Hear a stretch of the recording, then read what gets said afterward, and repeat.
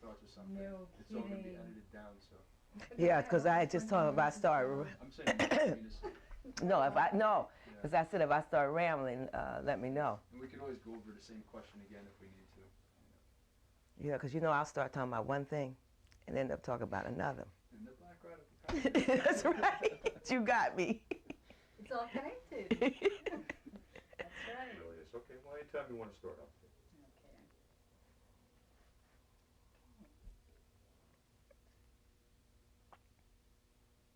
Tell us a little bit about yourself and your life in Newark. How did your political consciousness develop? That's an interesting question. I think my political consciousness came out the arts.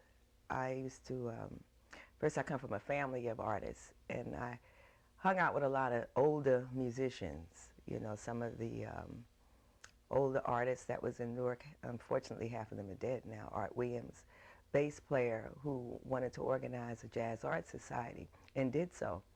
And I worked with him. We talking about 1965, 66, we formed the Jazz Art Society. Tom White, who owned the first black arts and crafts store in Newark. He was on Horsley Street, and a jazz lover. He wasn't a musician, but Arthur was. Jimmy Anderson, a saxophone player. Leo Johnson, Eddie Gladden, who became the drummer for Dexter Gordon. And I happened to have gone to school with Woody Shaw. We went to Arts High together. So, and these people, I mean, because musicians travel a lot, and they have a kind of international spirit. They always was like introducing me to new foods, new clothing, you know. They would go to Paris and they'd come back and tell you what was going on there. They go to Japan. They was all over the Caribbean. They were my intellectuals, so to speak, and I would sit and listen to stories that they would tell me, because I was like maybe 10 years or more younger than most of them. I think 10 years might have been the least, because most of them were like 15 and 20 years older. And they would talk about politics a lot, and then we would do a lot of benefits. So I got involved in something called Voters Information Council. We did a benefit for them. And this was the first black group who decided to break away from the Ateneo administration, so to speak, and form their own political organization for voter registration in the main. And I came in contact with these people, and I joined Voters Information Council. It was a joke in the Jazz Art Society. They said, Amina, did you join? And really they weren't saying Amina, my name was Sylvia at the time. So they said, Sylvia, did you join? I said, yeah, and they bust out and started laughing because they had already discussed this. They said, watch, she's going to join it, and I did. And that was always a joke, because anything that had to do with organizing and so forth, I was really interested in it. My grandmother, who was a person who was very community conscious. I mean, she stood up for everything, and she swept the streets. She was a superintendent of buildings, you know, and before that she worked in Chinese laundry. So between my household, the kind of internationalism, and my grandfather, I was raised by my grandparents, by the way, who was a construction worker. And at that time, there wasn't a lot of black people in construction work, not in the union, and struggling in the union the way he was. And I used to see these, he was the only one that had a car, by the way, and so he had these drivers he would pick up, and I would listen to them talk. So between my family and the workers discussing union and economic questions, and the artists talking about the racism all over the world and how they couldn't get work in the United States, they had to go to Europe to get work and so forth, these things stayed with me, particularly because I wanted to be an artist. You know, I always wanted to be an artist. I never saw myself as being anything but an artist. I didn't even think I was going to have children, and I ended up with 7. But basically, I can say that my political consciousness absolutely came from my family and the people that I chose to hang around with, which was older musicians. Try to direct these all towards Ross's campaign if you can. So, Well, that's a question. okay, if you want to try and develop that. That's what I'm saying. So I'm trying to think now. Like how we're going to segue what Amina just said into the next question, which is this campaign was really taken to the streets. Now let's see. I think Well, the question I'd like to ask well, I mean, is okay. like, how did you were with Russ when he was growing up, so you Mhm. had an influence on him and his political development, Mhm. and I'd be curious to see what, in what way did you influence his, or did you feel that you influenced his political development so that he is Yeah. the man that he is today, pretty much? Well, I think almost the same way I was trying to say about my grandmother who had me out organizing tenants and so forth. That was my first real political work, was organizing tenants. And I think with Raz happened to be born on April 9th, which is Paul Robeson's birthday. And I was so elated when I found out that he was born on Robeson's birthday. I kept, every chance I would get, I said, Raz, you got to know who Paul Robeson is. And he, from a little kid, he would always get information about Paul Robeson. He was always interested in Paul Robeson, so much so in a school play, they asked him to play Jackie Robinson. Now he's about, I guess he might have been 9, 10 years old. He comes home, Mommy, they want me to play Jackie Robinson. I'm not going to do that. So I said, why? I forgot. So I said, why? He said, didn't he speak against Paul Robeson? And I said, oh my goodness, the boy remembers this, you know? And he said, no, I don't want to be Jackie Robinson. Of course, later on, we worked that out in terms of Jackie Robinson, his time, and so forth and so on. But anybody who he was against the House of Un-American Activities, he knew all of these things, anything that had to do with Robeson. It sort of made him more advanced than most of the people he was hanging out with, because he took it serious that he was born on Robeson's birthday. And you know, I would always tell all these like tales about my growing up and how hard my family had it, and how Daddy during World War II, how he went without cigarettes and food to help nurse me, because my mother had me when she was a very young girl, like 14 or 15 years old, and so that's why I had to be raised by my grandparents. And I think Raz had a lot of empathy for my own childhood. And he could see me struggling all the time, running to school meetings and doing this and doing that. Now, you would think that my older daughters would have had that same consciousness, but what happened, I think he came along at the right time. He came along at a time when he began to understand some things that they did not. And they too, all my 2 older daughters, I have pictures of them standing before the city council meeting, speaking for public education. And they were little fighters. And this is why I'm so opposed to imperialism and because these kids, they were little fighters. You know, they would skip all types of games and things that other kids had. They never had these opportunities. So you took them to meetings. Oh, you took did them I? To I think they hate me for this. demonstrations, and you took them to wherever you were going. I think some of them don't even like me for this, because they would be asleep, falling on the floor. They would be hungry. And, Mommy, I want to go. I'm hungry. And I said, wait, this is important, you know. And I have a little picture of Raz. He's about like this. And he's got a big sign, and you can only see his eyes because the sign is so huge. It's saying, Free South Africa. You know, I doubt if he really understood what South Africa was, but I don't want to belittle his intelligence, because as he got older and he went away to school, and even during school, now my other son, little Middy, he formed a thing called the, was a citywide student organization, and they protested and shut down the schools in Newark around multicultural education, which was shocking to me. I didn't even know they were involved in this. What year was this? This was this was in the 80s, right before Little Middy went to school. Even Raz was shocked, because he was at Howard at the time. And he came home for one of the holidays, and we had a videotape, which we still do have, of them demonstrating. And so Raz, he was so elated. He said, that's my little brother. I can't wait till he gets to Howard with me. You know, he was so proud of the fact that Middy was doing some of the things they were doing on Howard's campus.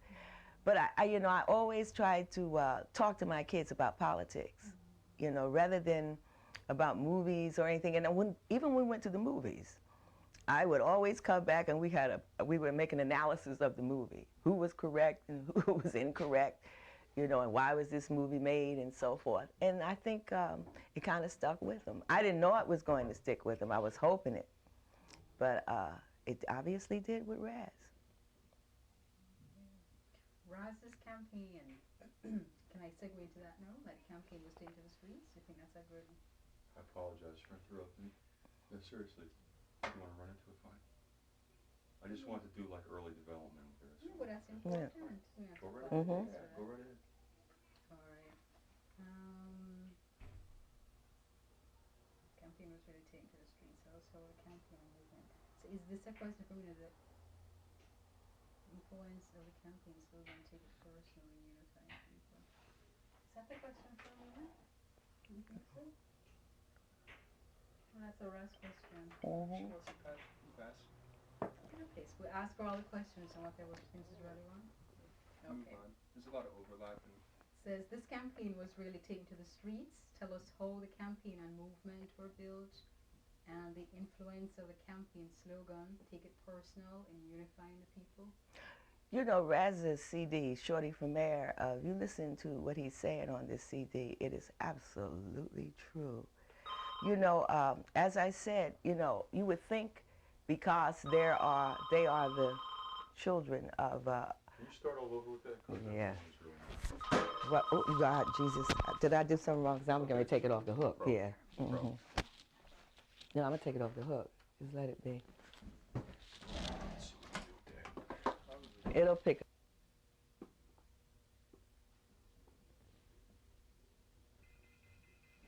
Here we go.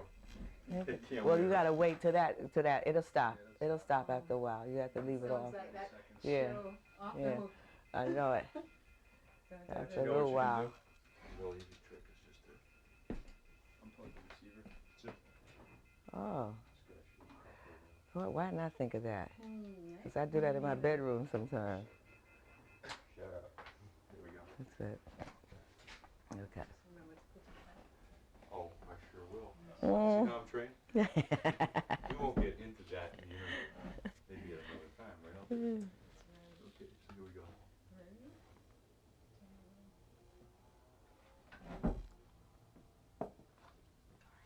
This campaign was really taken to the streets.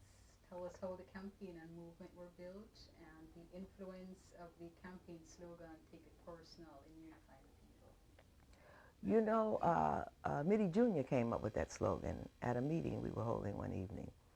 And he was just, you know, explaining that, you know, people got to understand that their lives are on the line, and the only way we can get them out to vote is they have to understand, and they should, and he said this, he said, people have to understand it's not just about voting for Raz, it's about making a better life for themselves. They have to learn to take it personal.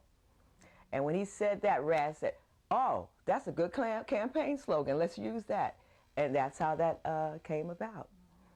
I do believe it has a lot to do with, like I said, with Raz, what he says on that CD, Shorty for Mayor, where he grew up at. You know, I never sent my kids to, they always went to public schools, and they always went to schools in the neighborhood in which they lived. And I made sure, I said, yeah, your father is famous, and you'll hear his name probably a lot in school, but you are not any different than anybody else. And all the teachers used to tell me this. They said, Miss Baraka, we are so glad, you know, your kids, they would never even know who their father was. I said, well, thank goodness of that. They never took advantage of anything. As a matter of fact, they would bring people home. Oh, this house was full of people. Children, Mommy, can so-and-so stay with us? I said, why? He said, well, they don't have anywhere to go. Well, Mommy, can we hold a meeting? We don't have any place else to meet. I said, what happened to the community centers? There are no community centers, you know. So I said, okay. And so as a result of that, all the kids started calling me Mom, you know. And also what I really liked about them, they were not prejudiced. I don't know how they managed this. With our line in the 60s, I don't know how they managed to skate over it, but thank goodness they did. They would bring home all types of people. I mean, mostly working people, but I mean of all nationalities, they would bring them home. And they ended up staying here. Sometimes people stayed here until they made amends with their family. People run away from home and know what their parents, they call here, because they figured they knew where they were. Miss Baraka, do you have my daughter? You have my son? And so I would say, yes, they're here. And I said, you can come for them. I just finished talking to them. You know, because Raznan would say things like, well, Mommy, they're running away from home. I said, look, I'm not going to have anybody running from their parents. I'm going to call their parents and tell their parents where they are. And then I'll ask them, can they stay over until we talk, and then they can come pick them up. And this worked. It really worked. Because a lot of times, these kids were, well, you know, they were depressed, but they were blaming the wrong people. They was blaming their family for things their families had no control over. They did not understand why their mother was an alcoholic or their father had left them, that this had to do with capitalism. They did not understand that capital had driven the men from the homes. They did not understand that their father had no job, not because he drank, because the bourgeoisie drink, and they get drunk, you know what I'm saying? But they could not, they drank to release something that they had no jobs. You know, and so what little money they got, yeah, they would go to the bar. They would go to the bar and get a couple of drinks, and yeah, they come home, and then quite naturally, because I'm like that, the wife would get angry and say, what you do with that money? You know, we needed bread. But a lot of this kept down to violence, because they come home and they're upset and they want to bang, you know. Same thing with the women. You know, they're at home or they're at work. They're getting paid less than everybody else, and they had no freedom, no relaxation. And so I would tell my kids, they say, well, Mommy, people talking about women hanging in the bars and so forth. That's how I used to have that position, believe it or not. With my background and where I came from, I had that position. I said, but Raz, you don't understand. Truth of the matter is, they better be glad they're doing something other than that, because they would be going upside these people's heads. And nobody needs to be in jail, because jail, I'd rather be in the bar and in the jail, because in jail you can't help nobody. You know, people would just strike out and hit people, you know, in bar fights. Because this anger, you know, I don't know, maybe it makes some people mean, but it makes me happy. You know, people get to drink and they start laughing and they forget about it for that moment, but they got to wake up to imperialism come tomorrow morning. And I think Raz, being as smart as he is, he's my kid, I don't mean to brag, but he's real smart. He could figure these things out. And he said, I want to run for office. Plus, his father used to talk about that in the 60s, about not going to college and going away from your community. We send you to college to come back to help your community. He understood that. And when he came back, he said, Mommy, I'm running for office. At first, I thought it was funny. And I said, you are? He said, yeah. And he and Sister Soldier, he had decided he was going to run for mayor and asked, you know, what do we think? And I said, hey, I'm going to support you. You know, that's all I'm going to do. And, of course, that didn't work. And the next time, and I think it didn't work for a couple of reasons. If you live in a city where your family has a history of being there, and his father had made a lot of political enemies, you know, even though we elected these people to office, there was also a lot of hidden political enemies. And Raz had to come here and deal with all of that. You know, he hadn't made the political enemies, but you know, not only his father, so had I, you know, made some political enemies, which I had tried to rectify myself. I did. I tried to rectify it, but, you know, like they said, sometimes you can do things that you can't undo. That's why I'm much more careful about the things I do. And I think Raz picked it up.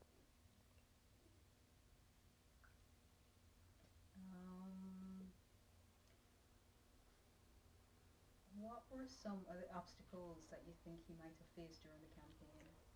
What I said earlier, Yeah. the political enemies, Right. and his political lying. These people are not concerned about helping nobody. They're not interested in public education or public housing or anything. Here's a young man, whether he's my kid or if I didn't know him, here's a young man who shows up here, who starts speaking out the mouth of the people, who has gone to Howard University, who's got the political skills. He was a political science major, who knew about Black history, who comes from a family of fighters, you know, and people who knew how to fight. And Black, he didn't have to go to school and take Black history. He was raised in it, you know what I'm saying? And this frightened them, and the fact of you know, my politics and saying, you know, I'm surprised that that didn't come up in the campaign, that we were communists. You know, I'm surprised that they didn't try to use that against us. And I think maybe perhaps they're waiting. They didn't have to. They had other ammunition. And I know he's going to run again. And so I'm saying it right now. If they start red baiting, you know, that's going to be their problem. Because I even talked to Raz about this, and he said, Mommy, there's two things I will never do. He said, I will never sell out my people, and I will never sell out my family. He said, I will never, ever do that. He said, if you have a right to be a communist, I'm not one, but you have a right to do this. That's your democratic right to choose to be where you want to be. And I figured if my kid could say this to me, then he was giving everybody else the right to do what they want to be a Republican, it would be all right. They want to be a Democrat, it would be all right. It would, whatever it is, he had come to serve the dispossessed, those who had nothing, those who could not speak for themselves. Girl, I did more crying during this campaign, in both campaigns. I did more crying than I probably cried myself a river. And the tears were happy tears. I was so proud. I was so proud to hear my son jump up and speak. Not only did he speak for working black people, he spoke for the working class. He was as comfortable with the blacks, the Latinos, the Asians, the whites. This was, you don't know, this was like some type of, you know, I couldn't ask for anything anymore. You know, at first I was a little nervous. I thought, well, how is he going to deal with other nationalities, you know, because he does come out, you know, that black nationalist tendency. Of course he would, he and my kid, you know, and that's what we were in. And I was so shocked that he was able to pick up these things. And I told Middy, I said, this is because the boy is sincere.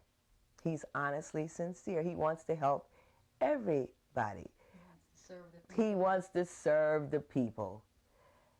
Look, you couldn't have gotten me. I did everything in my powers. But he had such obstacles, the bourgeois nationalists, the various corporate class, who wants to take Newark in gentrification. You know, Raz didn't understand why he was blowing up the housing projects. He wanted them to refurbish them, to rebuild them. You know, he wants low-income housing. He don't want that mess they got down there that you cannot afford. You know, he was looking for things such as this. And so he posed a threat to the corporate class. He posed a threat to the black nationalists in this city who believe that they should do the same thing to other nationalities that has been done to them. And he was just a real threat. He was a real threat for the fascists. He's a Democrat. He wants genuine democracy. And this is a real threat. This thing is going further and further to the right. And I guess, you know, they were scared. Well, hey, if I was a Nazi, I'd be scared too. What role, Amina, do you think culture played in this whole campaign? Huge role. That's why I referred to the CD that he did. He and Sister Soldier and Soldier's husband, Mike. They call him Jamaican Mike. They produced this. They produced it. Soldier has been such an important part of, I mean, I would like to take all credit for it, but Soldier has really been a great help to Raz's political development. I mean, she pushes him and she supports him. She gets Mike to do it, you know what I mean? She has been really, and she and I fight too. You know, I fight with everybody, you know, but it's a friendly fight. It's not a negative fight. You know what I'm saying? And not only she ends up educating me, I end up educating her. I mean, it's a back and forth like that. And she's been a great person to help Raz. And I really do believe that when she came to Newark, do you know there was only about 20 people in the audience? And who would have ever heard tell of that? These forces, I don't know how they did it, because if I knew how they did it, I would undo it. You know, I don't know how they did it, but these people have united against him. I know he's going to run again, and I think it's going to be a harder run, because the more intelligent Raz gets, the more people he organizes, the more devious these dogs get. I'm not calling anybody's names, but honey, they are devious, and they are united. They do not want anything resembling democracy. They don't want it to resemble it. You know they don't want democracy. These are awful people. These are awful people.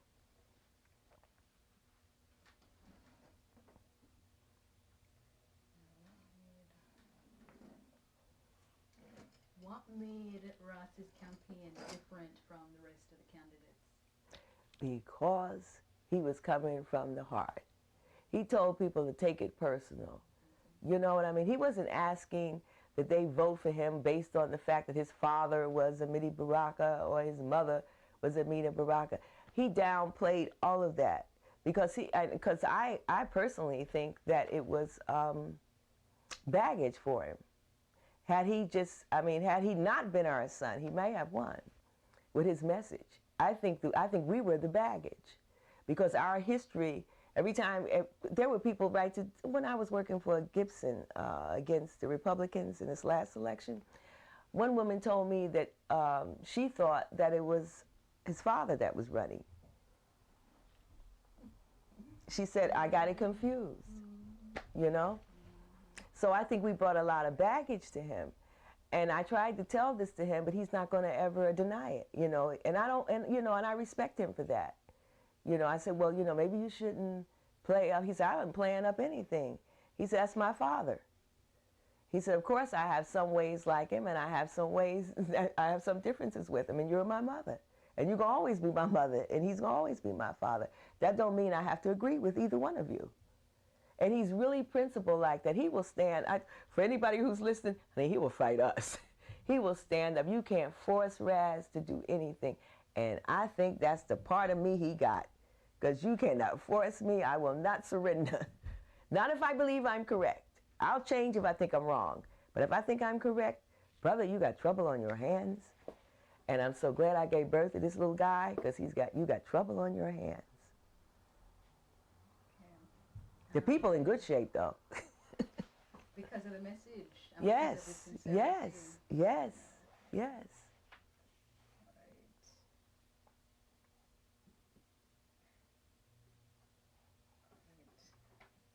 This question, this one we're not going to ask me, but it says, how do you expect to change Newark? All right, that's for us. People ready for, okay. Now, based on his message and based on the campaign slogan, taking it personal, you mentioned the opposition uniting in order to Just like what the Republicans did. Right. With like Clinton. There's so many other parallels, you know? People unite against what they consider a common enemy. Mm-hmm. But the people stood to gain from him winning. Are people just not ready for this kind of revolutionary change? And how do we gauge? What do you gauge what what the people are ready for and when? See, it wasn't the people, left to the people. I think the election was stolen. People manipulated behind the scenes. Now, Raz wanted to unite early on with some political forces, whose names I won't mention either.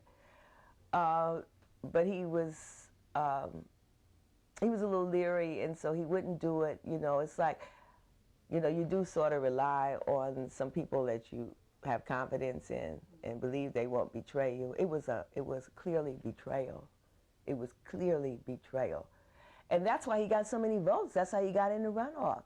People were literally shocked. The opposition was literally shocked and frightened to death. When Raz got in that runoff, have mercy, they went to work. Honey, they went to work like little rats. Honey, they went to work. They used everything in their power. They used money. They used lies. They put things in newspapers. There was an article even came out about me. You know what I'm saying? They used everything in their powers to make sure that the great majority of the people did not know his message and would not even listen. They used the zoo crew.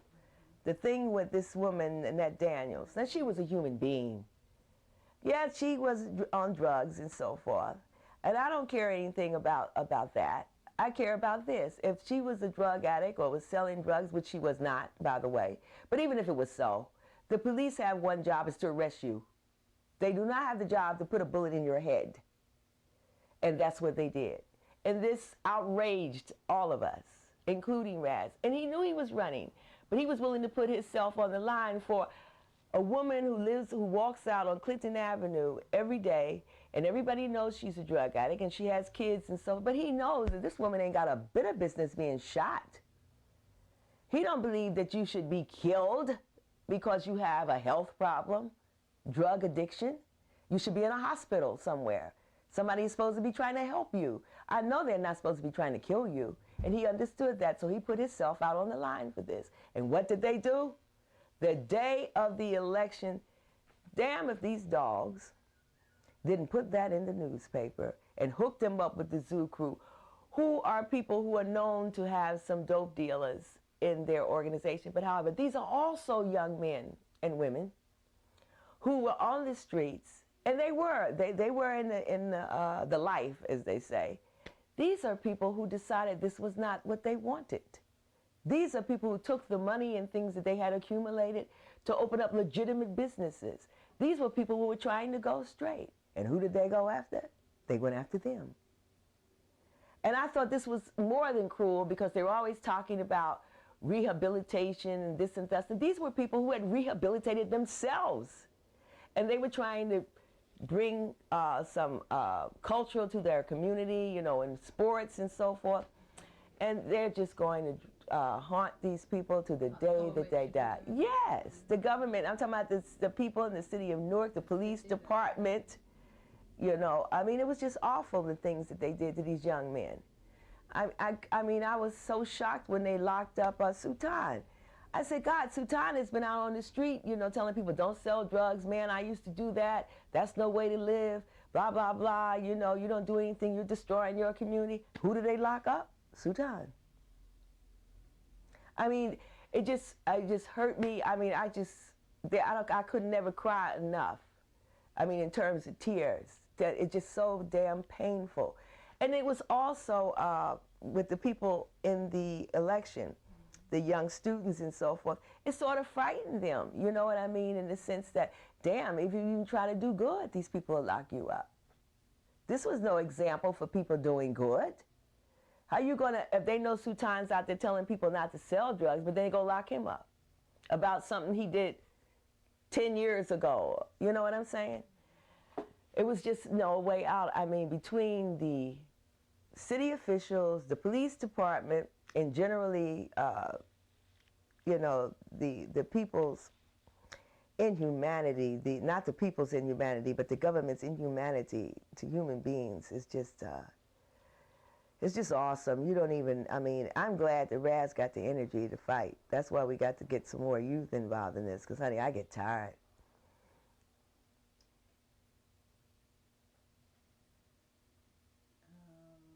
Speaking of tired, we're soon wrapping up. So. All right. What were some of the lessons that you learned? And has the experience of your son running for office, how has that changed anything for you, about you? Yes, old man River, he don't plant taters, he don't pick no cotton, and then that vixen is soon forgotten. But old man River, he just keeps rolling along. You and me, we sweat and strain, body all aching and racked with pain. We lift that bale, oh, we talk that barge, we show a little grit, and we land in jail.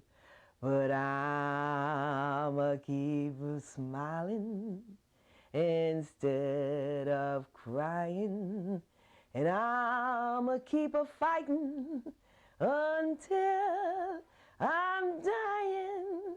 And old man River, he'll just keep rolling along. That's what I learned.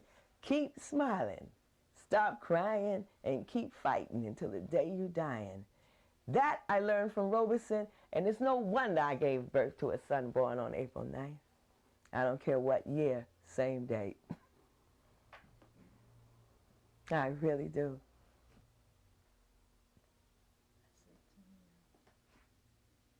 Well, maybe Amina has any other comments. Is there anything else you'd like to add about the campaign? Yes, I would. Wasn't in the question. What I would like to add to the campaign, interesting enough, is the support, the multinational support Raz got. The young college students, young working people, and some of them old. The support he got from the people in New Brunswick, I mean, white people is what I'm talking about. He got great support. One day we marched all day long. I believe we must have marched 10 miles. I called it the Long March when we got finished. And they played Exit 9, I think is the name of the group. Honey, they played up and down the street. And the wonder was, here was this big white van on the back of a truck, right? And so they play, and so I said to Yasmina, one of the black women in there, and Sanjahana, I said, look here, y'all got to go up there and sing. Well, when they saw them black women up there singing with this band, and we just marching, was throwing out leaflets, you know, this to me was something I dreamed to see. You know, this was just wonderful. The support he got. Carlos and them from the Bread is Rising, you know, the Latino, the Communist Party came out. I mean, it was just awesome. It was just awesome. I just knew he was going to win because he had everybody with him, except we didn't have nobody on the other side knowing the tricks and games they play and to sell out. Look what they did to Robeson. And the other thing I would like to say is that the question of, and Raz, even while campaigning, he was still supporting Mumia. Even while campaigning. He would say, Mommy, I can't go, will you go? Because he's against that death penalty. And he started reading about the Rosenbergs, and he wanted to know about that. That's one thing I can say about him. And then he said, Mommy, is that true? You know, when they executed them, that he died immediately and they had to do it more than once to kill his wife? I said, yes. That's real important. I got a good kid here. He's a real Democrat.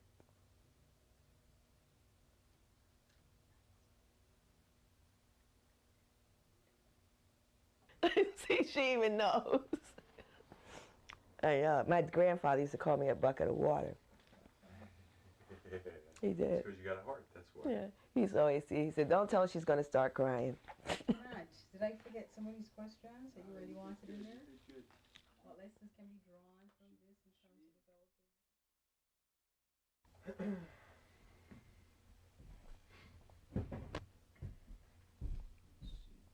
I'm ready anytime you're ready. And I'm recording right now. Okay, Middy, tell us a little bit about yourself and your life in Newark, and how did your political consciousness develop? You start broad. Okay. Should I introduce myself? Amiri Baraka Jr. It's okay if you want to. Yeah. You can talk to me too, so you don't have to Okay. go directly in the All right. camera.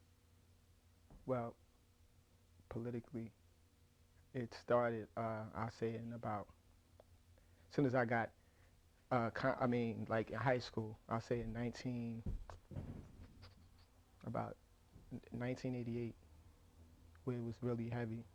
Always knew that you always knew being around the parents that I had, Amiri Baraka, Amina Baraka, always revolutionary lifestyle. We grew up always around at a rally when the other kids were playing baseball, basketball, was at poetry readings, when I could be at dances.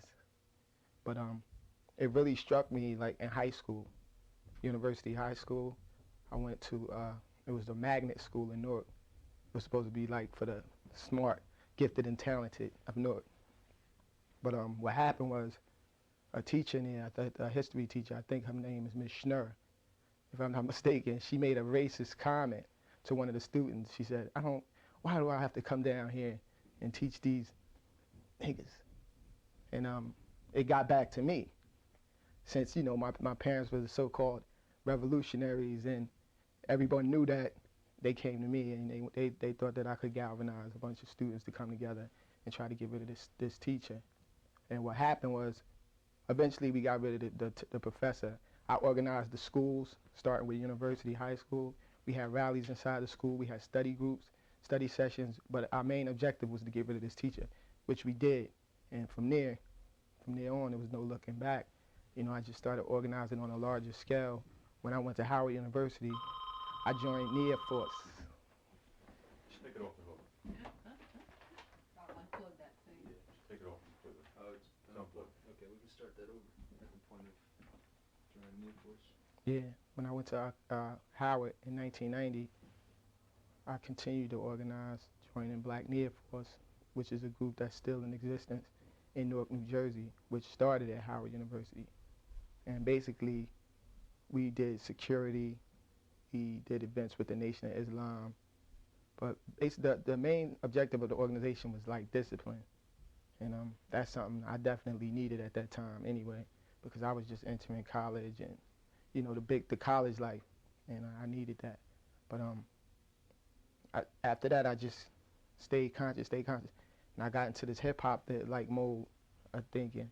You know, I wanted to be an MC, a rhyme, because it was just a good thing to do, and I thought I could reach a larger amount of people by rhyming. You know, so I joined a group called One Step Beyond. And from there, we you know, just made albums, whatever, conscious records and stuff like that, sorta, both. And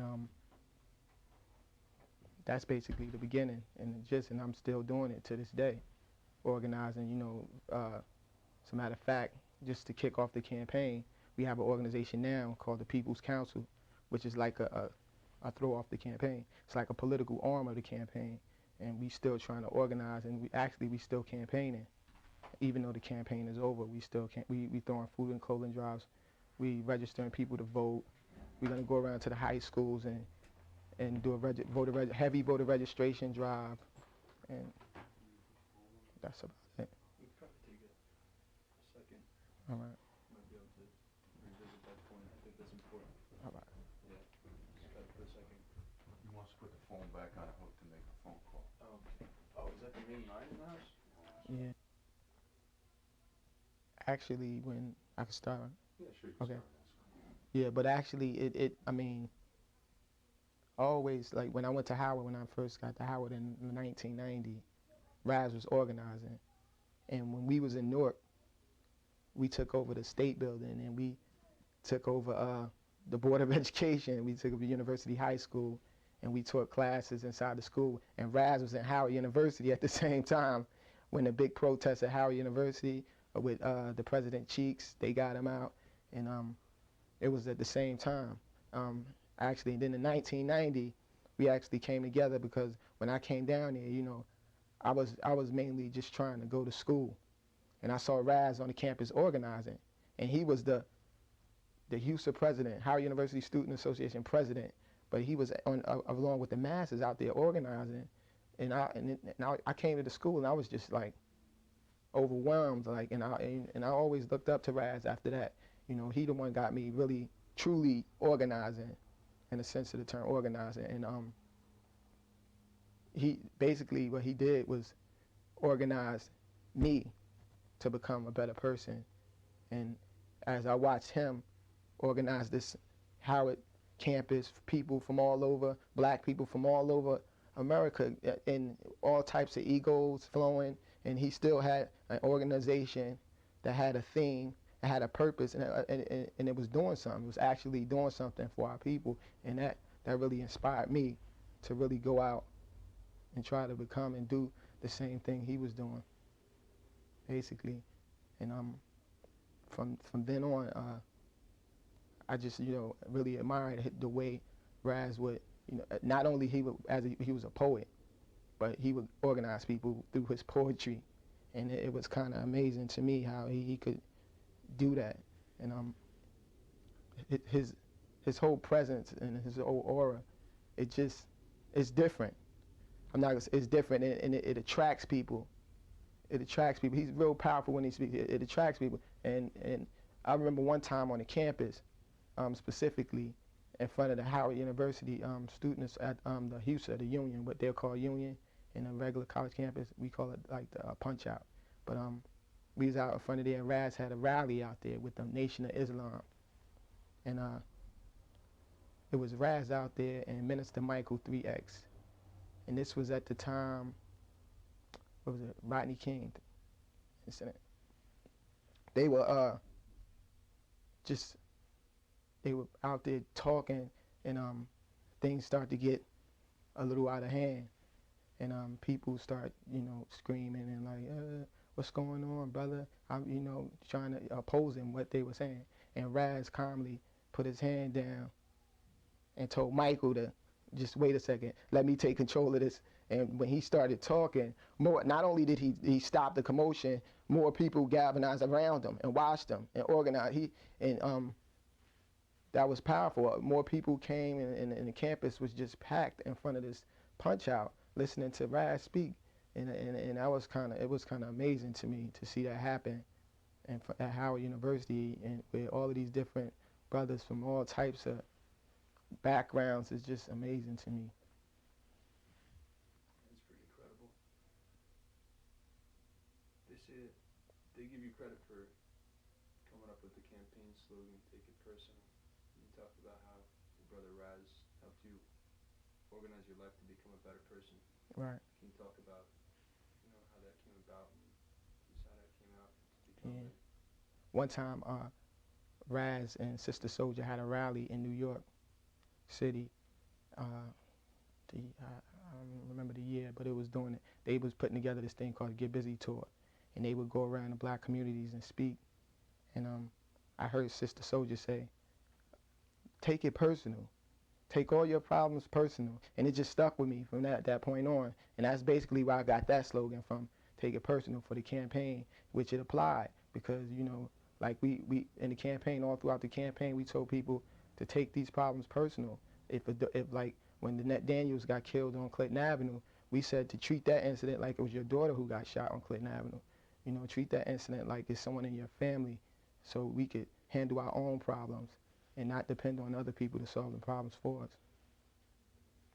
On the Danette Daniels murder, Danette Daniels, that whole event seemed to be a galvanizing element in the campaign. It seemed to be a thread throughout the whole campaign too as it developed. Can you talk about that? Yeah.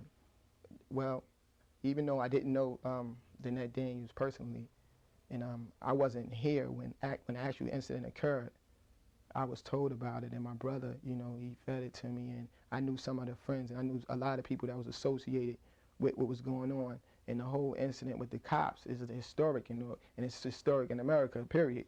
And it's like it's not like we use that as a basis, but we just use that as how could I say it, as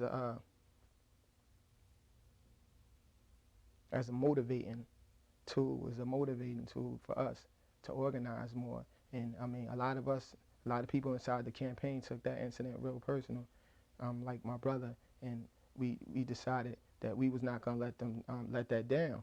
The net still lives, just like the other brothers that was killed in other cities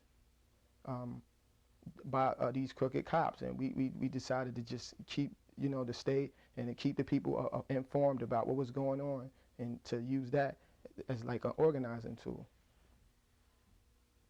Just as an aside, I really understand where you're coming from with that, because the whole Cissy Adams murder down in New Brunswick served very much the same purpose. Still does today. That's right.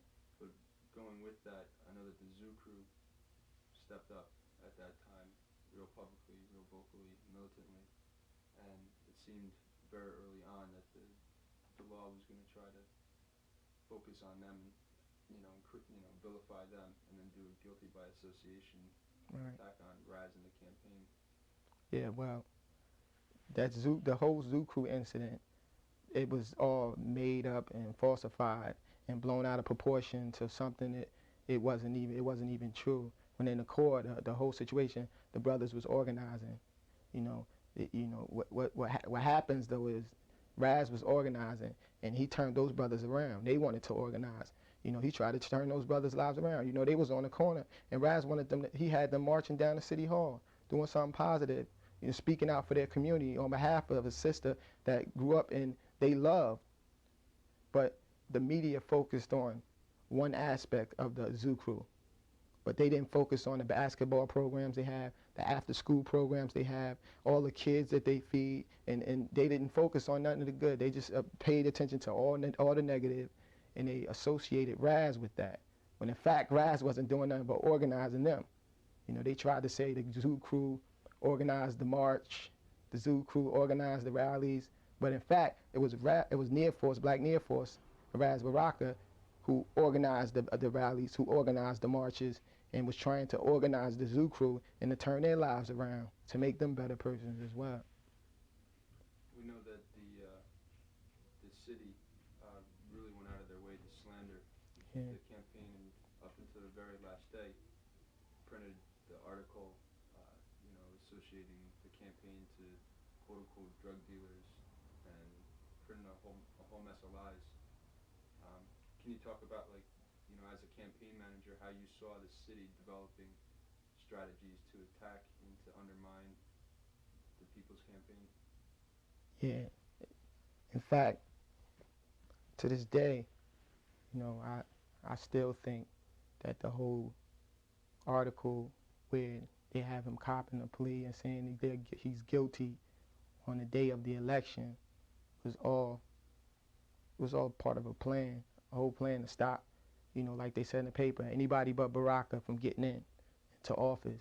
And it's not only that, but throughout the campaign, not just the last day, throughout the campaign, I think there was a lot of people, I think agent provocateurs inside of our camp, people, trying to provoke us, trying to break us up, trying to pull out the evil in us instead of the good. And it was like we wouldn't know where like certain forums was at. They would not give us the information. It was hard for us to even get maps of the city. We had to really organize and some heavy organizing to really get to any resources in the city because they wasn't available to us. And this city, they made a big mistake because, if they want to keep the control into their own hands, there's been council members and the mayor, and they've been in council for over 15 years, over 25 years. Some of them been here as long as I've been living on this earth, and if they want to keep it out of the hands of the youth, I mean, that's not saying too much for the city. That's not saying too much for the education system. And that's not saying too much for the brains of the city. I mean, it's time for a change, and that was it. And I just, it really hurt me to see that they were organized, use all of their resources and all of their energy just to stop my brother from getting into office. Stopping us from feeding a little girl down in Seth Boyden Projects, stopping us from helping a little boy who want to go to school but don't have the money to go to school, from helping, stopping us from organizing, just organizing. That's all we wanted to do, was just organize and help our people and help the city and make this a better place for all of us to live. But see, what happens in Newark is that we got these interest groups and these greedy politicians and who like formed a circle. And if you're not part of the circle, then if you're not incumbent, I should say, you have a harder chance of getting inside the office in Newark. And that's just the sad part, and that's just the sad reality that we got to organize now for 4 years from now to get in office. And that's just sad, but we're going to do it.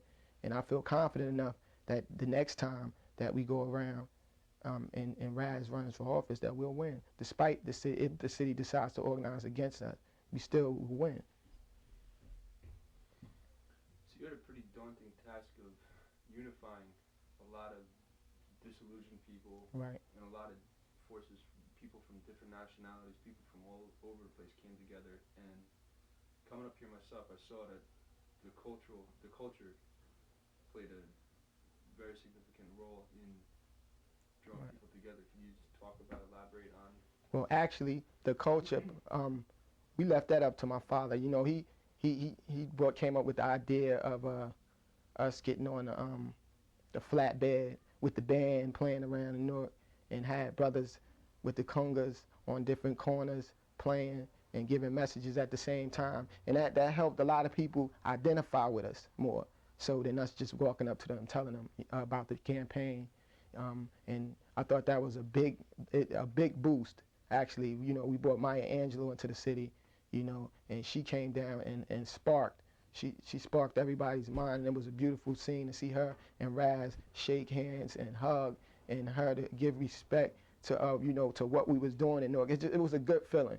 It was a good feeling. It was a good feeling to see the brothers from New Brunswick even to come up from New Brunswick and stay on that flatbed and play for like 7 straight hours non-stop across the city of Newark. Now that was fun, and it also helped us organize and get more people involved. I mean, it helped get more people aware of what we were trying to do, and I think it made people realize that we were serious. We young, but we were serious, and we were trying to get in office and trying to educate as well. So I mean, the culture played a big role in a lot in our success in that campaign.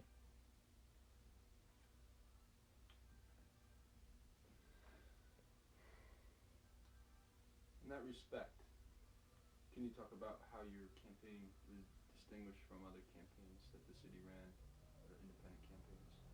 Yeah, I think our campaign represented youth consciousness. It represented something new.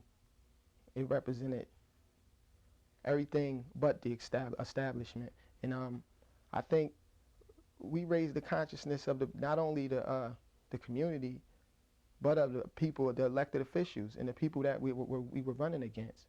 And if it wasn't for our campaign, some of those issues that was brought up, like police brutality, like bad housing, like education, those issues would not have been touched if it wasn't for the Baraka campaign. You know, we raised the consciousness of a lot of people in the city of Newark. Not only was Raz young, but he was giving information and staying to the issues. You know, it was all issues. Every campaign, I mean, every debate that we would go on, we would stick to the issues. We made a point to just stick to the issues. Raz would speak about the housing, to speak about the quality of life in the community, and they had to speak on those issues. They had to talk about it. We made them talk about it. He made them talk about why there's a waiting list for 8,000. I mean, there's a waiting list with 8,000 names of people trying to get into public housing. He made them talk about why the education, why the schools are run down. He made them talk about that. He made them talk about why these cops come around these communities and bogart these people on the corners. He made them talk about all of the corruption inside of City Hall. We brought all of those issues to light in our campaign. The kind of change you're talking about is a real radical transformation of the city, of the people, of the consciousness. Now, how do you gauge, you know, whether and when people are ready for that kind of revolutionary transformation? I think the people are ready, you know, now. To be honest, I just think we need to organize a little more. And what we need to do is start now. I think that's why we starting now, to organize a little more.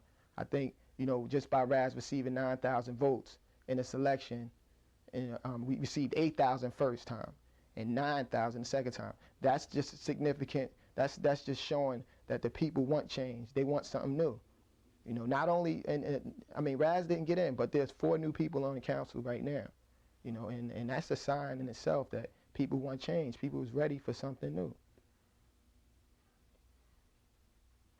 Just to shift gears a little bit, can you comment on the decision, I believe was made earlier on, not to join with any of the other candidates on a ticket?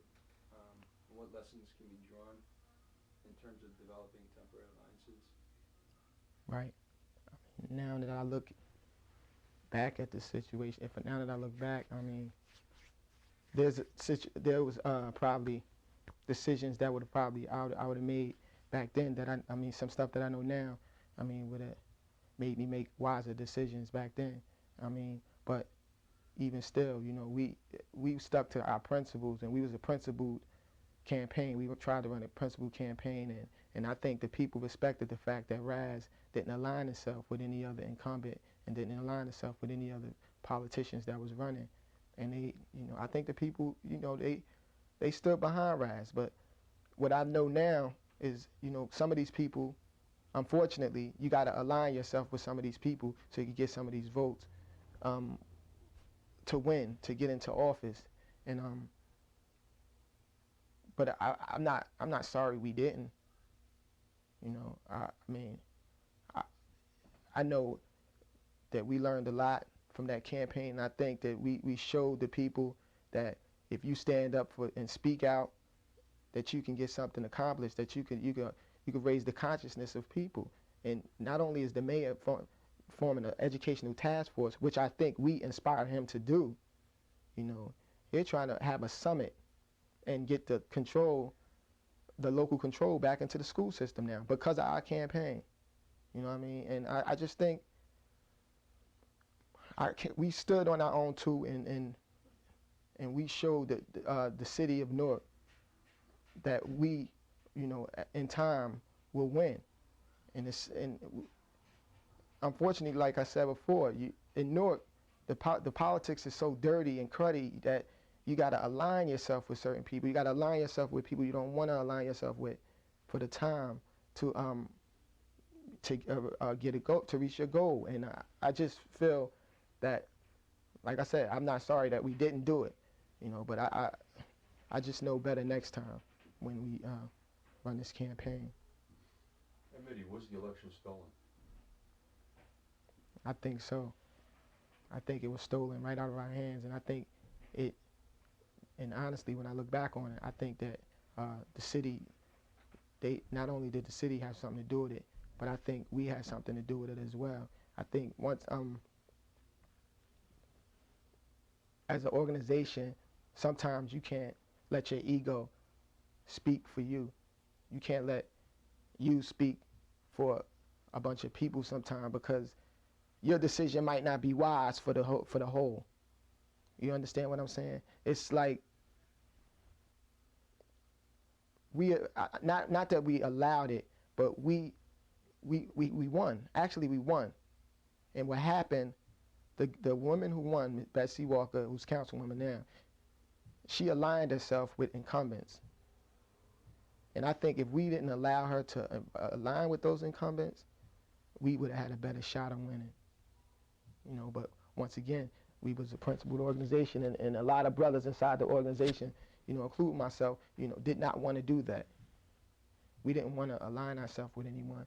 We wanted to stick to what we stood for. We wanted to stick to our objectives and our goals, and we didn't want to confuse the people. Can I just stick something in there? Because you're saying, okay, so you're standing on the principle that you don't want to, you don't want to get mixed messages. Right. If you decide to align with another party. Right. But sometimes you're also saying that maybe 4 years down the road, or whenever the next election is, that you may be considering that. That you may consider, working with other groups. Right. Explain that. How your decision in this campaign, it's a principled position. Right. It's a calculated and deliberate decision. Do you think the message or the intention or the goals would be compromised if you decide to do that later on, just for the more practical purpose of getting into office? Because as you're saying, with retrospect, in reality, right, maybe we have to work with these forces just so we can just get our feet in the door.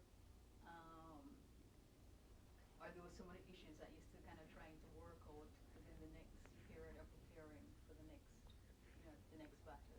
Right. See, actually, the way I look at it is like, right now, Betsy Walker, who's in office right now, she has more resources than we have. She probably can organize more people than that we could, and she has outlets that if we had, we could organize, and she could affect, she could make a lot more difference than we could, and I think if we got to understand that during the process of this whole campaign, this is something that that I've just been thinking about and contemplating and going back and forth with myself, is that when we align ourselves with people, I don't think that we're compromising our principles. I think actually we're helping a larger amount of people. We're thinking about the people, and that's the main thing. As long as you don't lose sight of what the goal is, because the reason that you're into politics is supposed to be for the community. That's the bottom line. I mean, when you get in City Hall, you're supposed to be for the community. I mean, and I think if we have that mindset, if we have that image and that focus, we would align ourselves with the right people that to enable us to get in and affect more change, like Betsy Walker can do now, can do today. And I may hate her, and I may call all types of names, but I know that she can go down to South Boynton and employ about 50 people in South Boynton, get those people jobs, get those people food and education. She has access to the resource, and I think that we have to understand that it's not compromising yourself. It's just we need to get to a position where we can help other people. Instead of it's like we screaming outside. Instead, we could be screaming inside. That's right, and it's exactly. You can't just screen out the ones that you just can't stomach and just join forces with the ones that you can work with. Right. Right. But I don't think brothers would think we'd be compromising. I think we just got to have a session amongst each other where we just sit down and knock out, the negatives and positives and come to a common ground where we all agree on what we're going to do and what we're not going to do. But what we do have to agree on, we got to have an alliance to win this election, because, I mean, historically, everyone who's got in office has been aligned with someone else. And I mean, and personally, I think that it wouldn't be smart for us to make the same mistakes that we did before in an election past if we just decide to go on with ourselves. I mean, I think the purpose is to affect change and to make people realize that we can make a difference, that we can, we're going to change this thing around. And the only way that we can do it is if we are inside the office, inside the city council, at the meetings, making the laws. I mean, you can't do it all the time, outside, which I'm not saying that that's a wrong way, a wrong route, because I'm for that. That's the reason most of these people are in office, is because of that. But I just think if we run in a campaign and we want to win, we honestly want to win this campaign, that's the way we're going to have to go. I'm going to jump in real quick and kind of change gears just a little bit. The campaign was really driven by a lot of younger folks. Right. You're a young person, you're a campaign manager. 25. Ross himself is relatively young. And right. It seemed like from the footage that we looked at, there were an awful lot of young people who were involved. One of the perceptions I think most people have today of young people is that they're disinterested in politics, they're apathetic. I wonder if you could talk a little bit about what could you say to young people today? What motivated you? But beyond that, what could you say to young people? Why should they get involved in a political movement? Why should they be involved in progressive politics? Because this was a progressive and radical campaign. Right. What I would say to young folks today is that it is imperative, it is important that you get involved in politics, because, like H. Rap Brown said, our very existence is politics, it's political. I mean, if we want to see our family succeed, if you don't want your child to make the same mistakes that you made, you don't want your child to go through the same hell that you went through, if you don't want your child to experience police brutality and poor housing and poor education, the only way to change that is to get involved, is to do something, and go out here and knock on doors, to talk to people, make yourself a better person. It's the only way that's going to happen. I mean, I would try to popularize this whole political thing like hip hop is today. You know, young people can memorize Tupac Shakur and Biggie Smalls all day. You know, they could shoot verses to you back and forth, back and forth, back and forth, back and forth. That right there is a talent in itself, and it's a gift. If we could use that and turn that around and use it to help people, to help the brother that's locked up, to help the brother that can't get an education, to come back and help our community, then we'll make a difference. We'll save ourselves, actually, because you know we are dying fast, and I think young people today, I think it's harder for them to see it because we've been shut out of it so long, and we have not been exposed to the political side.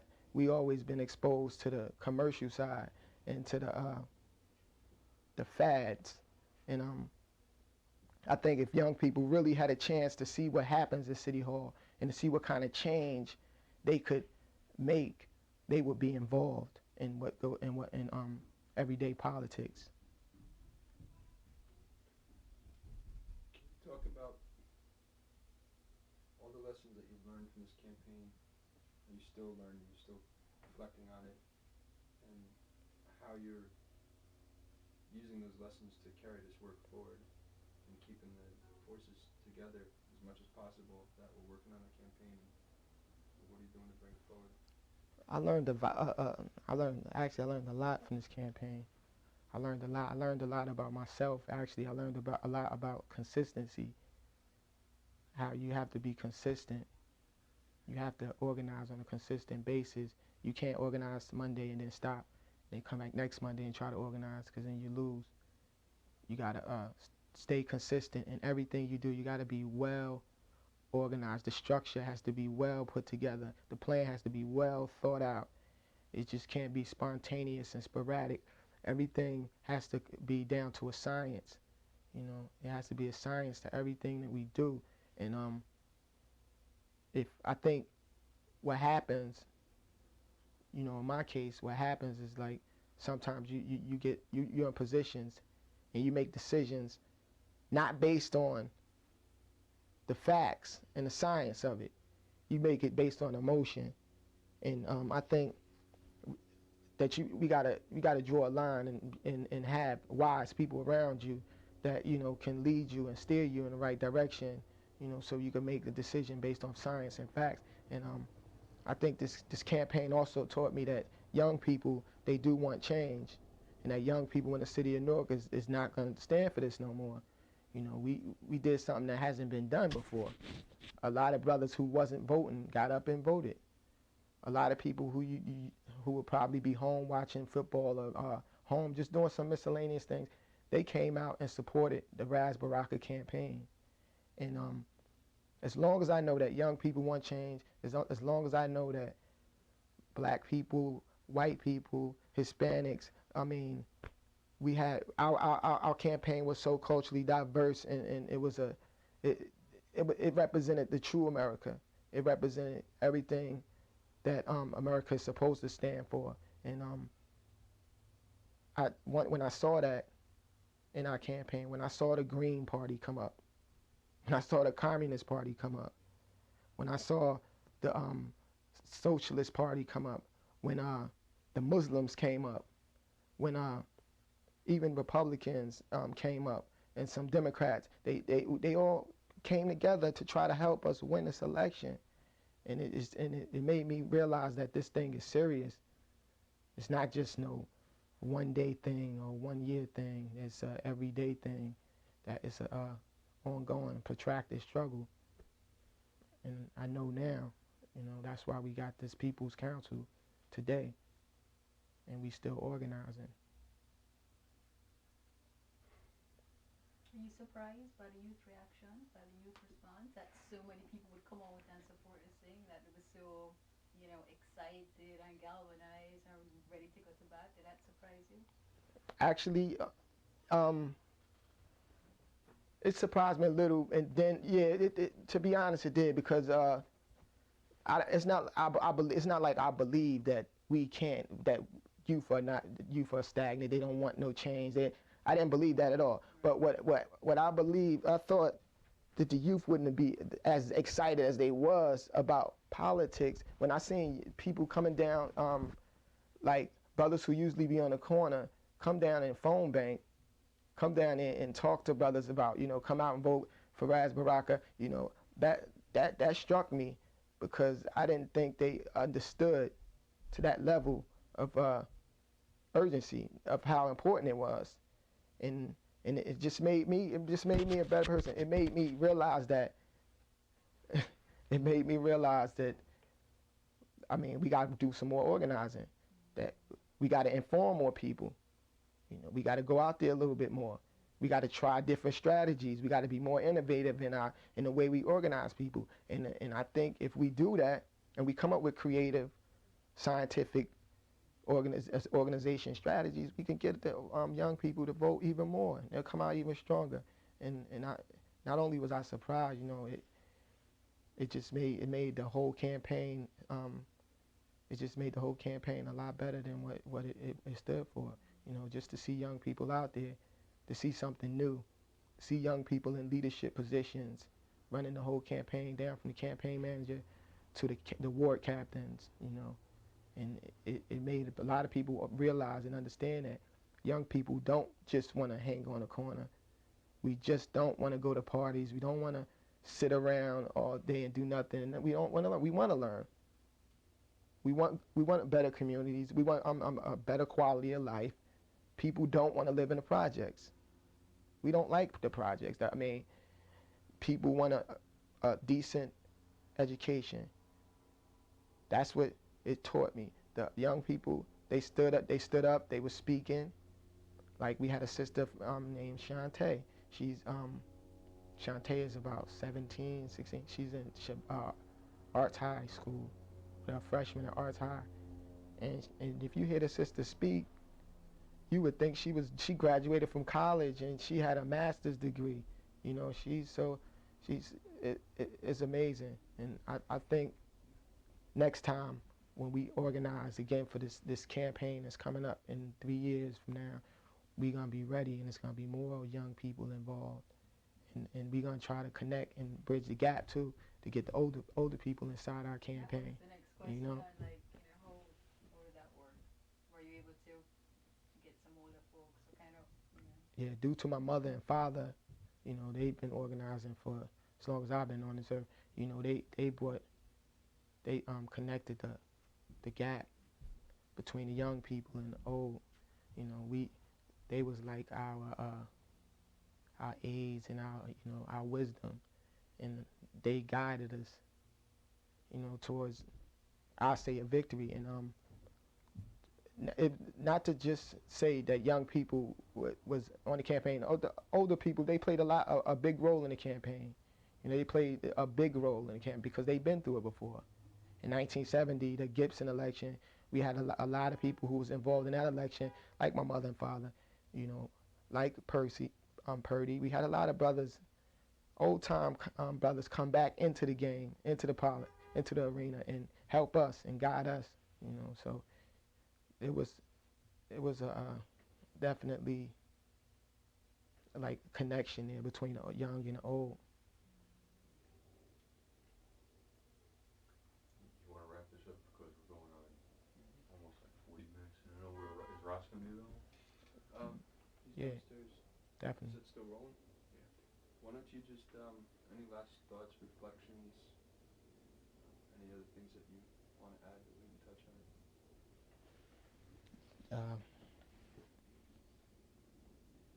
Let me see. Yeah, basically, I just hope that people realize that we didn't lose this campaign, because the general consensus is that if we didn't get in office, that we lost. And I just want people to understand that we won. We won, and we won convincingly. Not only did we get the same amount of votes, we got more than the amount of votes during the runoff, and that we still, affecting people's lives today. even though we're not in City Hall per se, but we're out in the street, we're in the community, and we're still organizing, and we still will continue to organize, and that when this next election come around, we're going to have us down to so much of a science that there's not going to be a chance for anyone, not even the mayor, to stop what we trying to do. You know, because, I mean, we're gonna organize down from the grammar schools to the colleges to the high schools. We're gonna organize everybody and bring them together, not only young people, but people that's for change. You know, anybody, whether it could be 69, 90, whatever, 25, but 16. If you for change and you want to see a change in the city, then join our campaign. That's our message.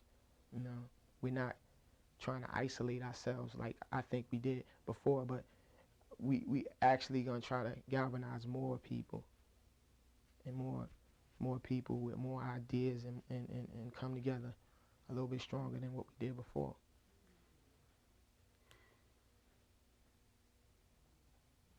All right, I'm rolling right now, Matt, so anytime you want to start with the questions. This is going to be... I think one thing, Ross needs to know if you ever want to rephrase anything or whatever. It's fine. It's a very casual thing. Yeah. Post-production will fix everything else, so it'll work well. Okay. Definitely. Yeah, definitely informal. Just to start broad, maybe tell us a little bit about yourself, your life in Newark, and just how your political consciousness developed. It was very broad. Well, wow, Newark. We was like the first generation to grow up under Negro rule. You know, we never really experienced white supremacy in Newark directly. You know, just the stories of Adebato and Imperiale and Adonisio and the tripods and trying to stop black people from voting and all of that. We experienced Sharp James. I grew up under Sharp James and Eugene Campbell and Columbus Alley and Board of Education. Black police chiefs and directors, Martin Luther King Boulevard, Muhammad Ali Avenue. South Side was already Malcolm X Shabazz. You know, so in the backdrop of that, that's the backdrop of growing up in a place that's still impoverished, that's kids are still trying to understand why their families are the way that they are and believing that they are the reason for the condition that they live in. You know, I grew up around here. I hung out on Avon Avenue and 14th Street where like most of my friends is like either dead or they in jail. I mean, like real time. Some of my friends that I grew up with like that don't even come around anymore because they don't want to affiliate me with the stuff that they're doing. You know, it's a conscious effort, but I see them time to time because they always, you know, got their eye out on what's going on. I mean, I was having my political education in the streets that way and not even knowing it, you know. We used to get carried off to rallies and marches, and I think that had different effects on different people in my family. Staying in the car, you know, marches, people getting beat. You know, we was there when my father got attacked by the police in New York City. I remember trying to jump out the car and run over the bridge to Newark somehow. I thought I was going to get some help. And the police jumping on the curb with his car and putting me in the car. And testifying in that court case as well. I remember vividly of the events that happening. And my older brother, Obalaji, in the precinct when the cops was trying to offer us ice cream and candy and stuff like that, and him telling us not to eat it and all of that. Like, I remember, I mean, I have like a vivid memory of a lot of things that people might not, you wouldn't think, people wouldn't think I have. Like I remember that stuff, but I do, and I keep it with me. How old were you? I don't even remember the exact age. I know I was young.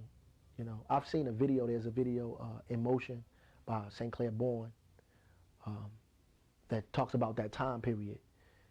And you know, when I see that video, it brings that back for me again as well.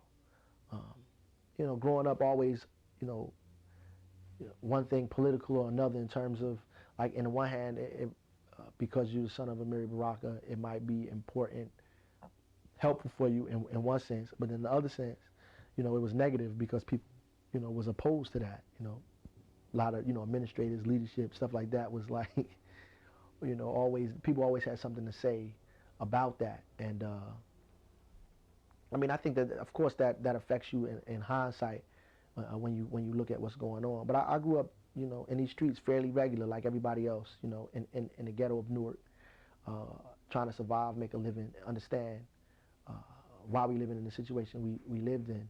And I think the first thing that politicized me or made me understand that something was wrong in general, and not just my family and the people we hang around, was when I went to school and one of my best friends, Wazine, went to jail. I went to Howard. I was on the train going to Howard. He was going to jail, and I always kept that with me, like, why some people can go to college and some people can't, and that always, and the experiences that I had or the things that I saw in Newark always informed my poetry and the things that I wrote.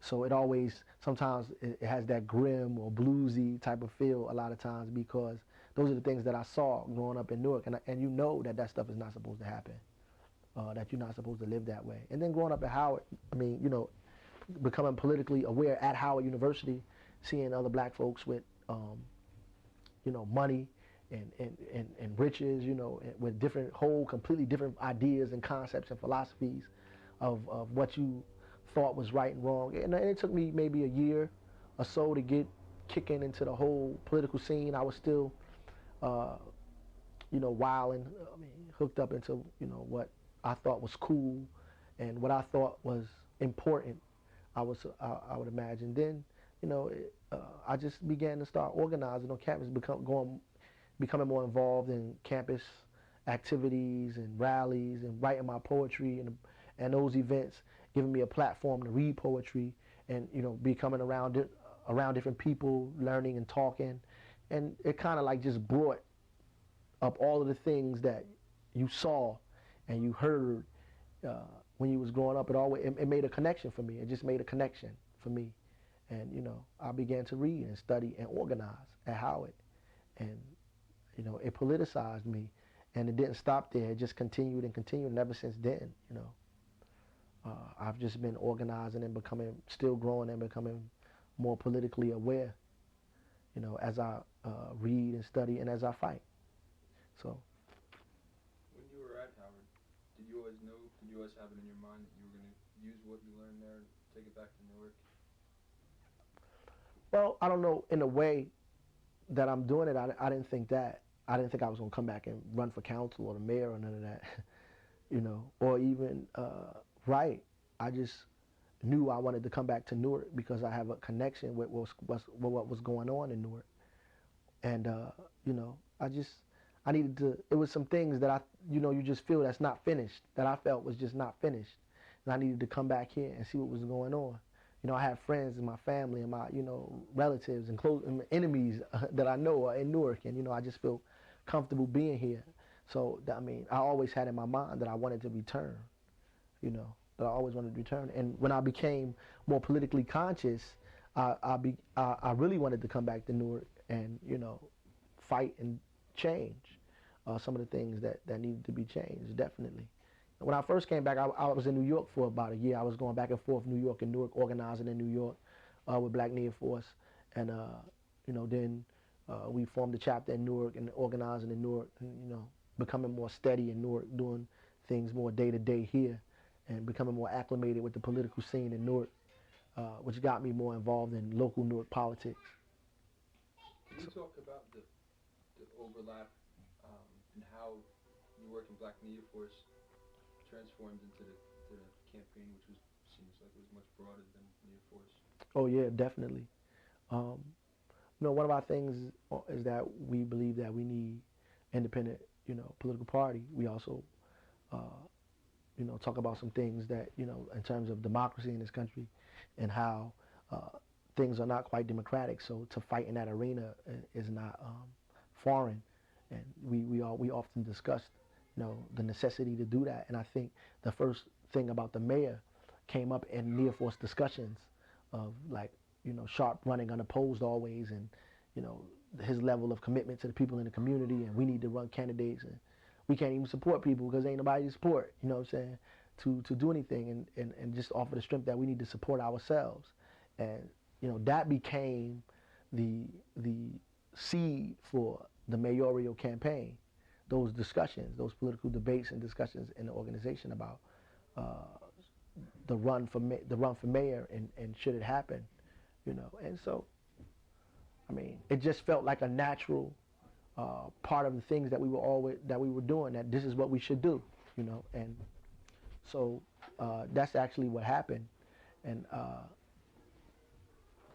you know, we just continue to organize and bring more people into the mayoral thing, feeling people out about that, seeing what they wanted, you know, getting advice from individuals, and just making that happen. And I think, you know, people caught on, they wanted that, so it became something larger.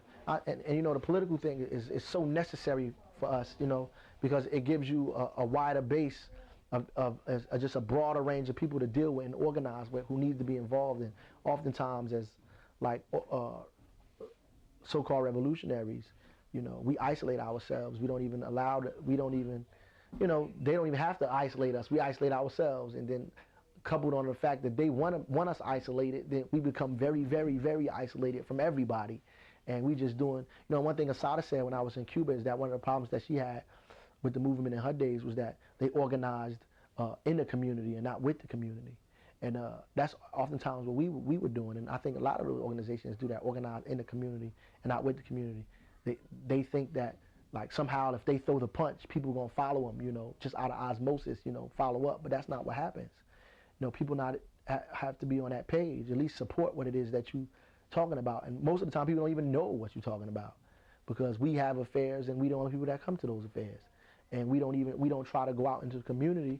Like, we have these notions in our head, like, just because you don't believe in God don't mean you shouldn't go to the church. You understand what I'm saying?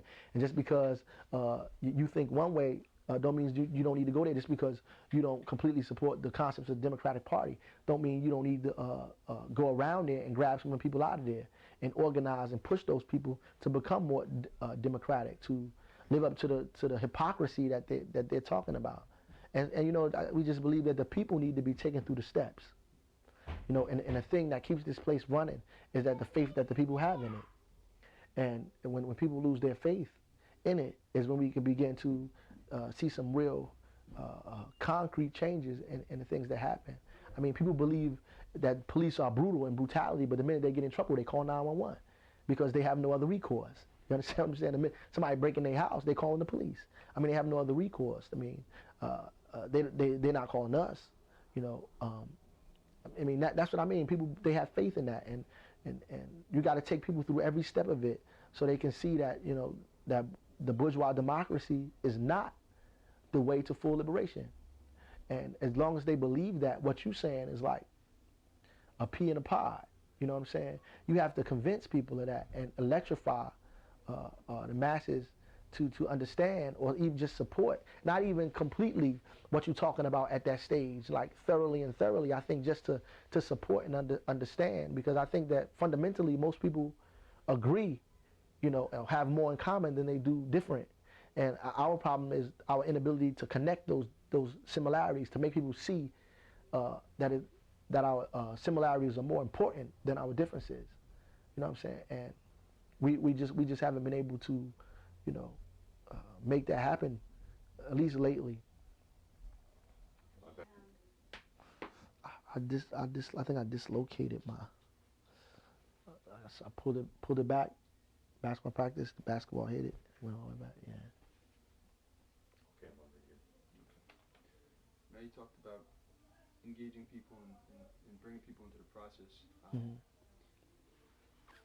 I heard you say during one of your talks, I believe it was after the runoff, where you talked about your style wasn't to be right up in front and to be, you know, dictating what was going to happen, you know, in organizing the campaign, yet you were at the head of it. Mm-hmm. Can you talk about that approach that you took, and, you know, and how oftentimes when I would come in, at least coming up from New Brunswick, I would see you sitting quietly, Mm-hmm. you know, in the back room of the campaign headquarters, you know, and there's a lot of activity going on around you. Well, you know, there's two things. I mean, on the one hand, I think that you know, it was necessary for me to have give some direction, directly, you know, just be like, boom, this one needs to be done.